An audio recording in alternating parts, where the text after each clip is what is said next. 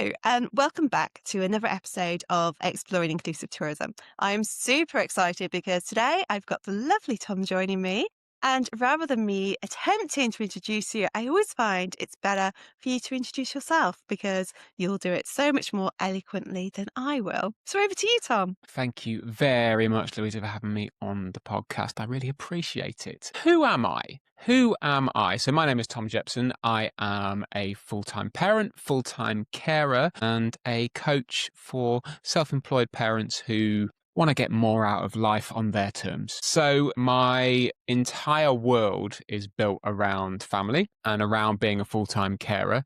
So my son, 16 years old, he is lifelong disabled. He has a rarer than hen's teeth, rarer than unicorns condition called BPAN, which I am not going to try and remember the full name because it's many words. But he's one in maybe 500 people in the entire world who have this genetic condition. What? And it presents as him having no real speech. He's nonverbal. He is in a wheelchair, gross motor challenges, throw some epilepsy on top of it as well. It's a very dynamic life that we lead.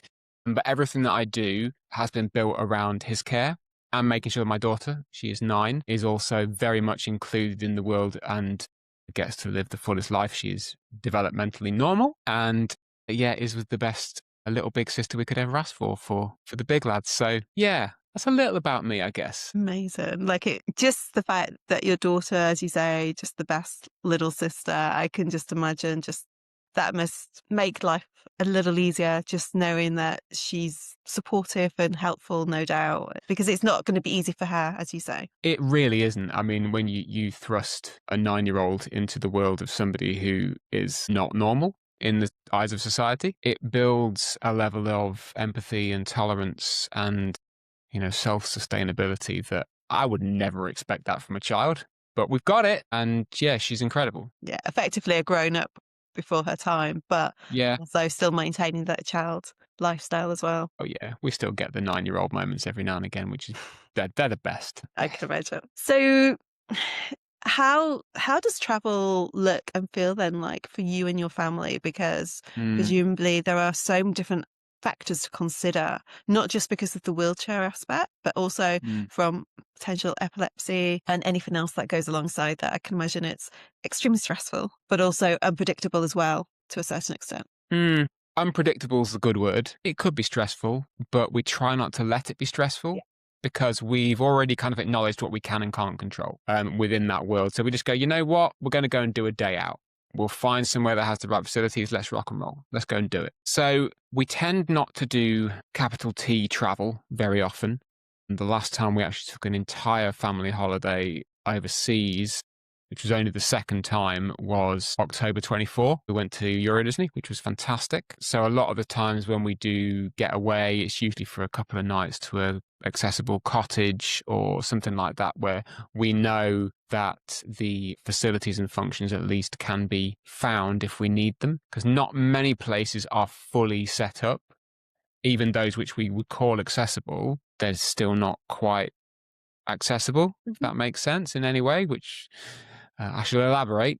So let's say we're going with a wheelchair user. It might be they might not have considered that the wheelchair user cannot at all get out of their chair or access anything on foot. So when you get there and you find a bath rather than a shower with a chair, there's a problem. Yeah. We get somewhere that doesn't have doors that are wide enough. The turning circle in a bedroom in a hotel, even going to a hotel, and I was reminded of this morning by my daughter, because I asked her, what should I talk about? So I'm going to go and talk to Louisa today. And I said, what should I talk about? And she goes, oh, tell her about the hotel rooms. I don't know if anybody else has ever found this or if you found this, but when you book an accessible room in some of the major hotel chains, they put you in a room with one double bed. And when you say, oh, is there a room with singles? Because we're a family traveling, it's like, oh no, we don't have that. So it's almost like the expectation that a family doesn't travel with somebody with accessibility needs. But I guess it's not even just the fact that it's a family, it could be a person that is disabled, but has a carer going with Absolutely. them. They may not be together, and so having that separate bed makes a massive difference. And also it's even, I don't book accessible rooms, but I book twin rooms. But even trying to find the right twin rooms can be hard. So I can't imagine what it's like to get that accessible hotel room that fits your needs. A lot of the time we don't. Yeah, because it doesn't exist. Because it doesn't exist. I mean, we went to Great Ormond Street earlier this year. Or was it last year? No, it was last year. 2024. Goodness me, time flies. And thankfully, the hotel was kitted out. They had a mobile hoist there. They had, or it was a room, 4 single beds in it, with like wide enough doors to get a wheelchair and a hoist through. It didn't have a shower. It did have a bath, which was a bit of a problem, but we deal with it. Thankfully, we didn't need to use it. But it was just those things where you go, actually, yeah, I don't want to share a bed with them. It's not even about me. They don't want to share a bed with me as their carer. My son does not want to have to share a bed with his dad just because that's what the room's got, you know? So it's those kind of considerations we often have to make. But when we have been away, we have done the travel, going to Disney in Paris. Incredible. They are so set up for accommodating almost any requirement. Never experienced it anywhere else. What do you think they've considered that? Do you think it's a case of they've purposely set out to be offer that level of inclusivity? Or do you think it's based on them having, I mean, obviously you don't know the methodology behind what they've created, but what is it that makes it so stand out versus maybe other companies? So I can't really, I've got no other baseline to compare it to other than, a few major chains in the UK, just hotel places. But as an entire experience, like they do, even from the point of booking to traveling to. So we took the train, we went on the Eurostar, and we were advised by Disney, not by Eurostar, by Disney, how to book the right things. Amazing. They couldn't do it for us because, systems not being connected and everything, but they actually advised us, right, this is what you need to ask for. This is how you need to book that. This is where you need to go. So we were kind of instructed and told how to do that. The hotel venue we stayed at Disney was brilliant. So when you book an accessible room there, we got, should I say, the accessible room. But because they know that the person is potentially going to be traveling with a companion, you get an adjoining room with the accessible room. Amazing. Which is brilliant. Yeah. So again, even though if the bed setup might not be quite right for the people involved, there is enough sleeping space so that a person with additional needs and their carer do not have to sleep in the same bed. They don't even have to sleep in the same room. Yeah. And it just makes a world of difference being able to have that independence and that space. It wasn't a special requirement. Nobody else was put out because of it. That's just what they offered. It was designed that way, which is, I think it's incredible. Other aspects, not as great all the time, things like maneuvering around hotel lobbies and things like lifts. It's always going to be a challenge, but it's a minor point on something which, when the macro element of it has been really well considered. They have an access card that you can get so that dependent on your needs, you can access attractions and rides in a way which is actually meeting your requirements, not you having to go and fit to the requirements of the venue. Yeah. So you might be able to queue in a particular way. You might be able to skip the queue entirely, dependent on any number of factors. So it's been considered. I think even for those things, just to be considered is very gratifying for somebody who is going to bring somebody into that experience. Because, my son couldn't willingly, he'd want to go and do it, but he couldn't willingly take himself there. You know what I mean? So being able to have that, to give that level of service to him, it's fantastic. And I guess there's also that aspect of not feeling like, I don't know, like I sometimes have been to places with my son and will like show my access card for him. And, there is the ability sometimes to not, to go the back way into a ride or whatever else. Sometimes I feel like there's that aspect of you're being an inconvenience or you're making hassle, How was that from your experience of Disney? Not once. That's amazing. Not once. At no point did someone go, there's a wheelchair user and a party of 4 wandering with them. Got to make room for them. It was welcome. Yeah. It was here you go. Let's do what we can do to make you enjoy this as best you can. And it was for every type of inclusive requirement. Some of the big theatre type attractions, we go and watch a show, they have dedicated queuing areas that are lower in volume, that are walkable, to put the easy access seats in walkable distance of an exit. All those little details that may not get considered elsewhere because they're not always seen and they're not always easy to think about. It's not even maybe done with ignorance. It's just not thought about. Yeah. So if you don't know, you don't know. If you don't know, right? If you don't know, you don't know. And nobody can really be made to feel bad about that, because like the only way you will know is by learning, is actually by getting it wrong in the first place. And then knowing how to handle that situation. I think it's quite interesting as well, going back to what you said about the room and about the fact that it allowed your son that feeling of independence. Yeah. Because I think that's massive, isn't it? It's, I'm saying just because, but obviously, I don't mean it in that sense, but just because someone's got a disability, it doesn't mean to say that they don't want their independence. Right. And a disabled person doesn't necessarily mean it's a child with a carer. It can be any age. It's not, don't be so presumptuous in thinking, well, they need to have someone with them all the time. That's not necessarily the case. Yeah, exactly that. I think especially, this is through our frame, and our frame will change as he gets older, because this is life. We're going to get to experience what it's like living with somebody with a disability right and through until indefinite point defined. Cue my existential crisis. But right now we get a 16-year-old boy who wants to do 16-year-old boy stuff, like go to his bedroom, read a book, play with some toys, even open the bathroom door himself to switch the light on to try and get himself in there. Creating that space wherever you can is so important. Little pieces of autonomy, little considerations that means somebody can engage with life as anybody would expect to do, even at the minimum level. Yeah.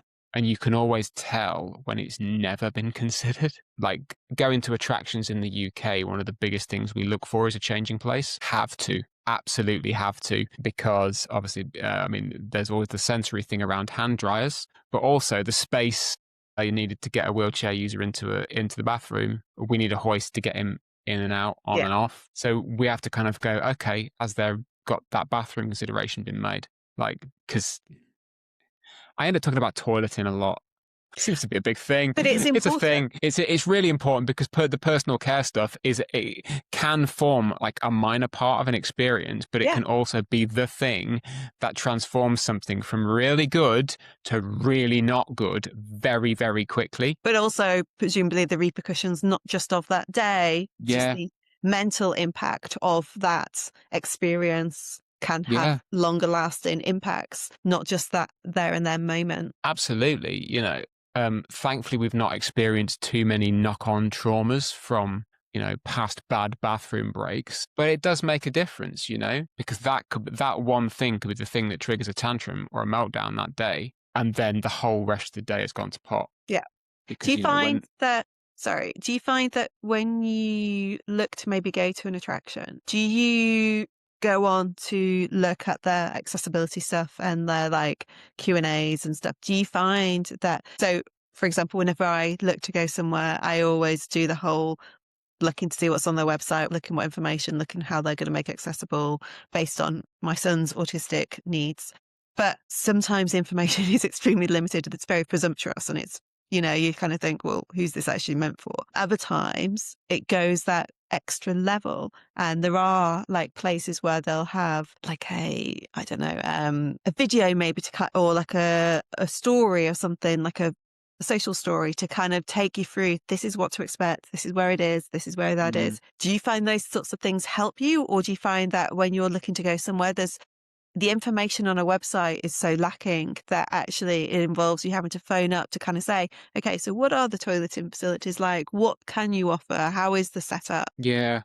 I mean, we are researchers. Like, we look at stuff. We like to know what we're getting ourselves into. You've got to do it. Like, and even, bring my daughter back into the frame. If we're thinking like we're going to the zoo or something, we'll have a zoo trip.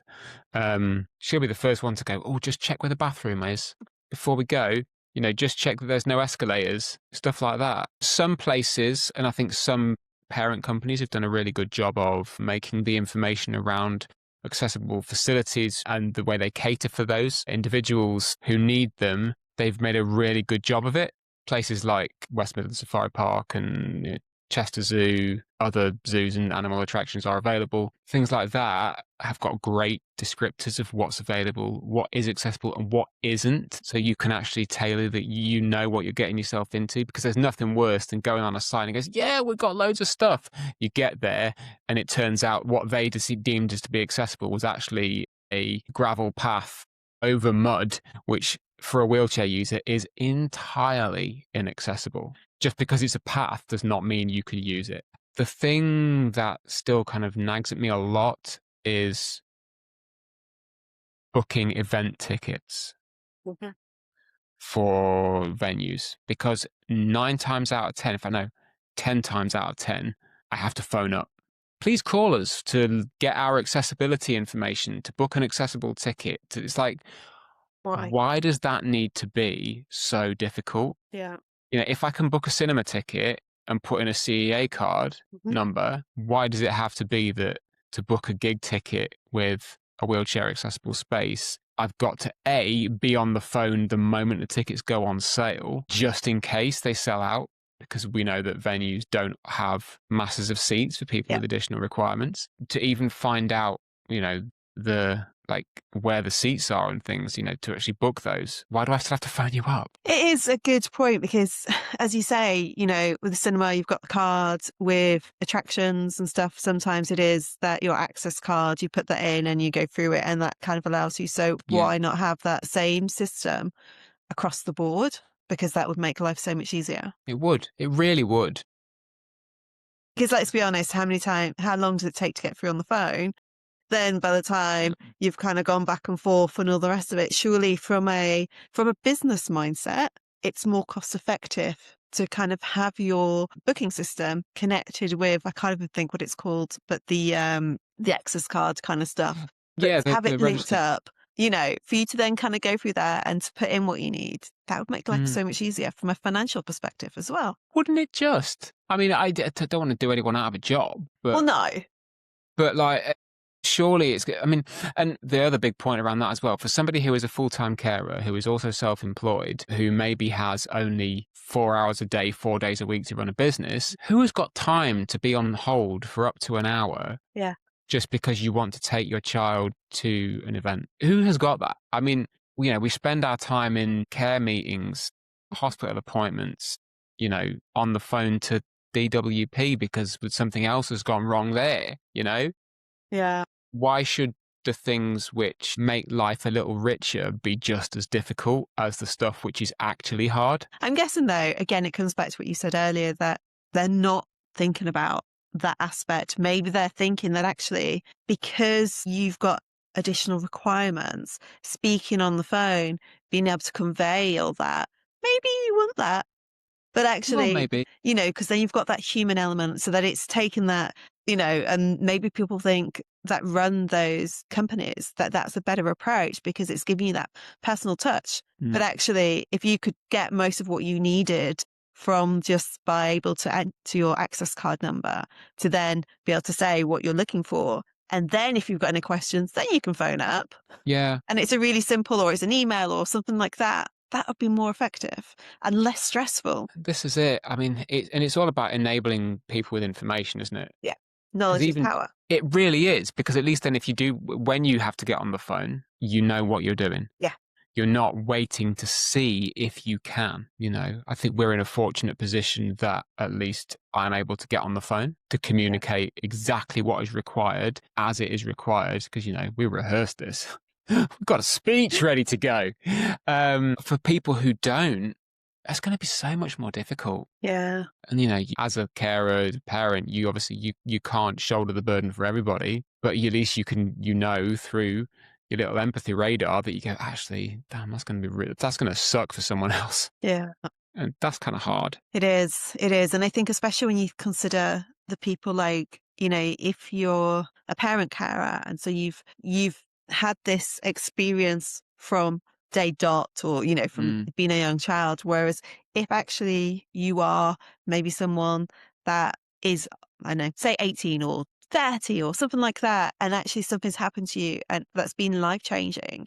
And suddenly you do have these additional needs, and then you're having to go through all these systems and stuff. It's going to be overwhelming, and it's going to stop Yeah. people from wanting to go to places because just I don't have an hour to waste. Yeah. Maybe they can't properly, fully communicate those needs as well. Because they don't know them themselves. I mean, not to throw dark humor into this, but I saw a sketch by a chap on Instagram who said that as a minority, being disabled is the only one which you can enter at any time. Yeah. And I'm like, okay, that's funny. Not everyone's going to enjoy that type of humor, but it's very true. For somebody who doesn't maybe have a direct carer because they're an older, younger person, an older teenager or, a young adult. Yeah. Anyone, who doesn't have the knowledge of jumping through the hoops, of Yeah. playing the game, of working the system, for want of a better phrase, it's going to be really difficult. Yeah. And as you said, it could prevent them from enjoying stuff that they enjoyed before, like going It to just a becomes gig. another barrier, doesn't it? It does. It does. I mean, just on the gig front, once you've even got tickets, then you have to get to the venue. And then that whole charade has not been considered well at all. Trying to push a wheelchair user through a sea of 10,000 people just to get to the point where even the seats are. Yeah. That's no fun. But at least we can still go. You say with a dry smile. No, it's true though, isn't it? It's that, yes, okay, great. You've got the special tickets, but Yeah. actually that the getting to, getting from, and it's as you're saying, like about as well going back to toileting. And if you go into the accessible toilets and if hand dryers, the noise of them is such an issue, but it's when the rooms aren't that huge, but then you have the hand dryer next to where you might stand. And then it's like, oh, crap. I've Yeah. stood next, I've turned the hand dryer on. Shash! Yeah. You put an Type elbow out just a moments. little too far. It's not easy. So what have you learned that's maybe helped you to make things easier when it comes to travel or going to visit places and stuff? Like, what differences have you come across? So, as I think I said up top, like the thing for us as a family is to acknowledge what is within our control. The things like knowing where we can go, where the facilities should be available, changing places, access ramps, decent parking spots, somewhere that someone's not going to park within 3 meters at the back of your car so you can't open the ramp, places where there's more than one food choice. We can research that stuff and we can go, so today, because we have a finite amount of time, we can go here, we could go here, we could go here. What should we do? Yeah. But you only learn that stuff by doing it because it might not be that case when you get there. Something might have gone wrong. The toilet might have flooded. The restaurant might be shut. Yeah. Somebody else with similar needs to you might have parked up before you did, so the parking space don't have. You can't control that, a lot of that stuff. And we go, okay, fine, we can't control that. But what we can do is we can arm ourselves with enough knowledge to go, right, these things are going to be within our control. The route we take to get there, the time we give ourselves to arrive, the food we take with us, all those little things. The military operation of preparing to go out somewhere. We just make sure that all the little factors that we can deal with, we manage them out. If it's going to be a weekend trip away, go and get a cottage or something, we plan weeks, months in advance, just to make sure that we know that when that day rolls around, we will have all the medication we need. We'll have all the clothes washed. Yeah. The car's got fuel in it, so we don't need to stop on the way to get fuel because it's not doing exactly what we need to do right in that moment, that's not suddenly become a point of contention. So it really is that, I know that there are people who go off overseas trips all the time and they're able to do that. They've worked out how to manage that for themselves, and it's brilliant.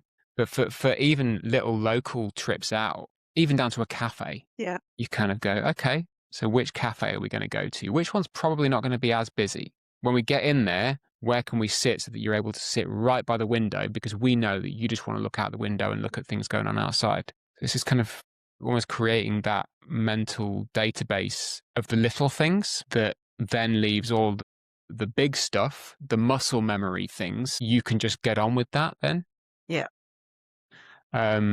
Because I think for me, as somebody who is prone to a spiral now and again, and the odd existential crisis, just removing as much decision and as much choice off the plate as possible that I have to make, so that the only decisions I then have to make are revolving around care, everything gets easier. Presumably, in a way, you will have your safe places that, Oh, yeah.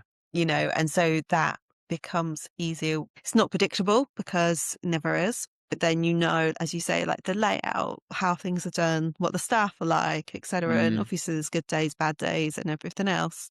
But knowing those safe places presumably makes a much Absolutely. difference. Do you also have to consider proximity to hospitals for any reasons based on your needs, or not so much? So obviously we do have epileptic seizures to contend with. They don't happen as often as they have done in the past, but they still happen. We have rescue meds for that. If we need to administer that, it's going to be an ambulance job anyway. Living where we live in Nottingham, we could quite easily get to one of 2 hospitals if needed, if we needed an A&E. But it is always a consideration. Like, let's say we go to a theme park or something and a seizure happens. It's not a photosensitive epilepsy either. It's another kind, electrically generated seizures. But yeah, it's always a nag in the back of the head. Like, what if that happens? And then you have to go, okay, well, we know we've got, this is the first step. Yeah. Then this is the second step. There is literally no point thinking past that, because you might as well not go. 100%. 100%.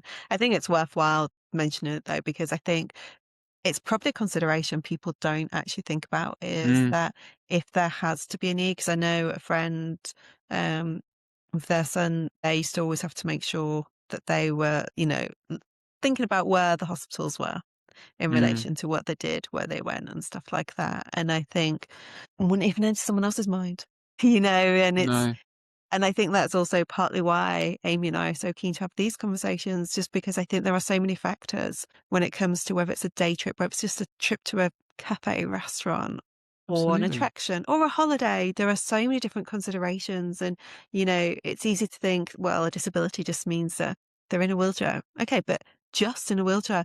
But there are so many different aspects and factors to consider based on that individual person's needs. So like you've been saying before, it's never a one size fits all. No. And it's not something that can be predictable as putting business head back on almost. But it's those accommodations, and it's having that empathy to be able to give visitors that peace of mind. That's it.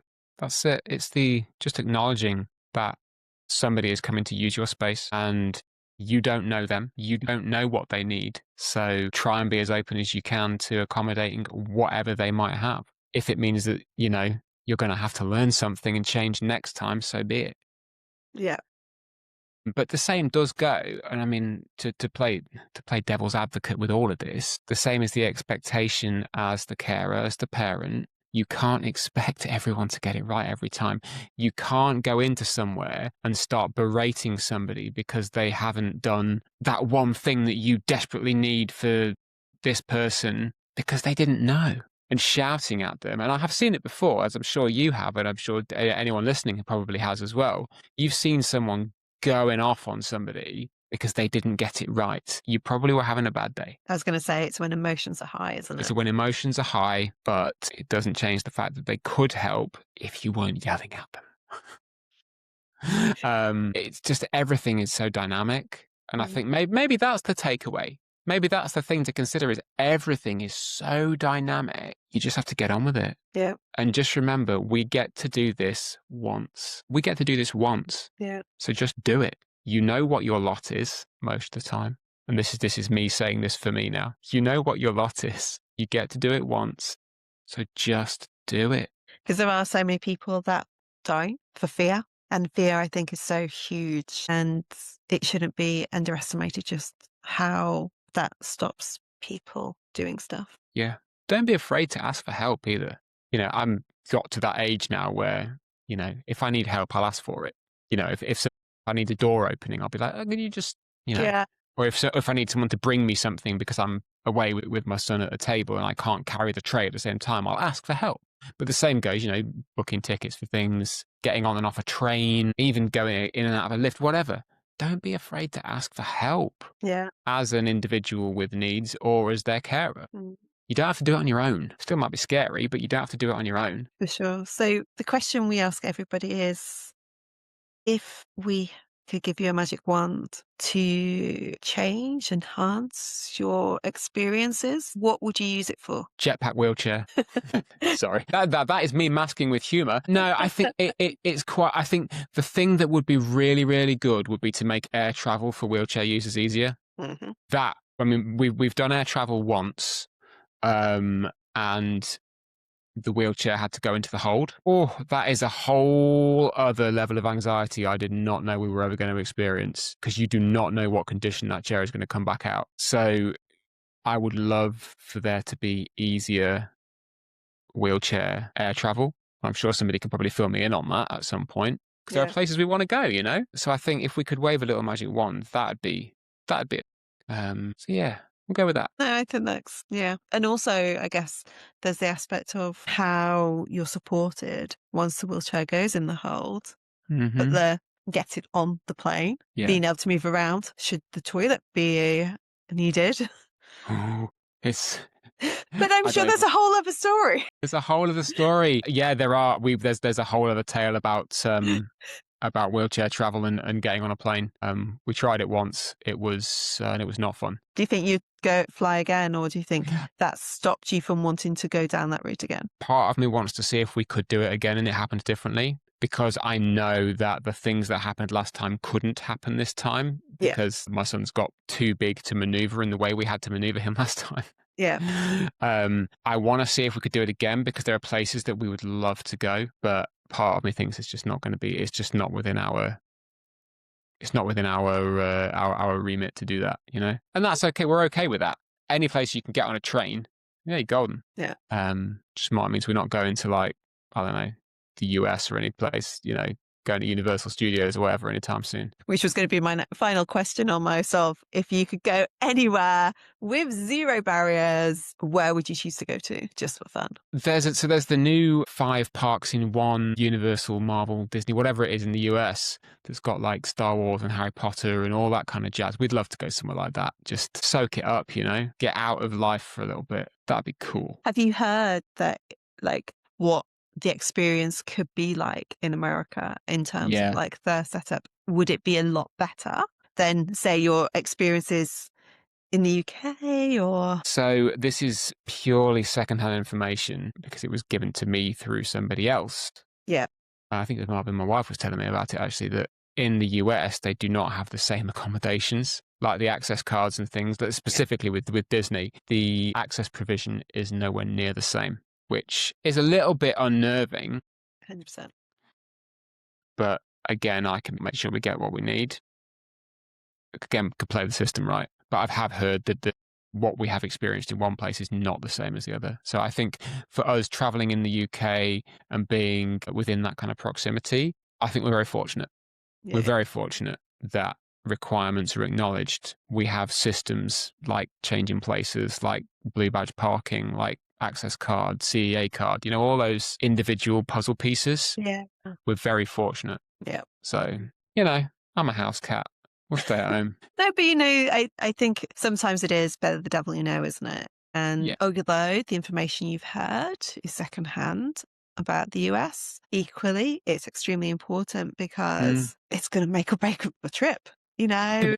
100%. And to then go somewhere and to have such a terrible experience, the frustrations, the stress, everything that goes with it, and also the cost to then not be able to enjoy it, it's just not worth thinking about. This is exactly it. I mean, it's almost like you don't want to even open the door, because you know it'd just be too much. I mean, for the sake of context, booking our last Disney trip, that was about a year's worth of work for me, getting that sorted. Like, from the time we decided we were going to do it to actually arriving there, that was like a year's project for me. Which is just insane, isn't it? It's nuts, isn't it? Like, it's not like, oh, we're going to go on laterooms.com and just pick somewhere.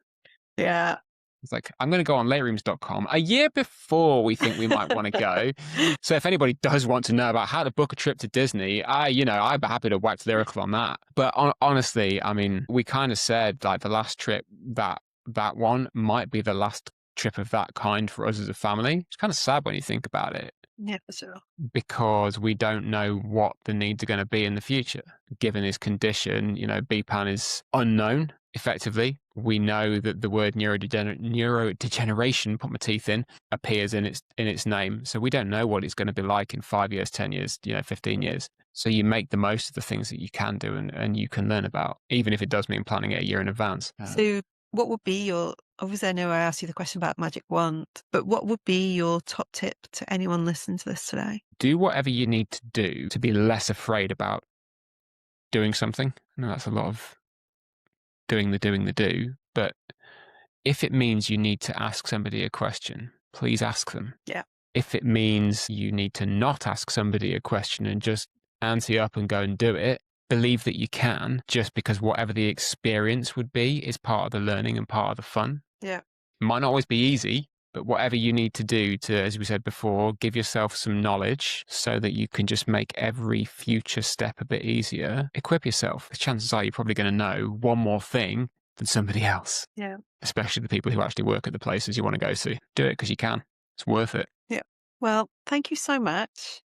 I really appreciate you being so open and honest in sharing your experiences and kind of a little about your son and how you've had to adapt based on his needs and stuff. And I think that, the objective of this podcast is to raise awareness based on lived experiences, but also to speak to professionals as well and to find out what they're doing. But I think sometimes as well, just whether you don't have any additional needs, whether you don't work in the industry, but just to kind of hear these stories, because I think it's important for people to know. I think it's important for people to realize just the struggles. I think there's often so much negativity in the media about additional needs, no matter what the level is, that actually supporting someone with additional needs, disabilities, until you're in that, you don't understand it. And you don't understand yes, there are different levels of severity and stuff, but I think it's such an important conversation to have. So genuinely really appreciate us having this conversation today. So thank you so much, Tom. My absolute pleasure. Thank you for holding the space. Thanks so much for listening. I'm Amy Walters, brand and design expert. Our aim is to make tourism work for everyone, powered by lived experience and expertise. And I'm Louisa van Vessem, a consultant, mentor and facilitator. And together we help tourism businesses build inclusive strategy and design that actually works. You can find us online at Inclusive Tourism on Instagram and LinkedIn and check out the show notes to connect with us. See you soon.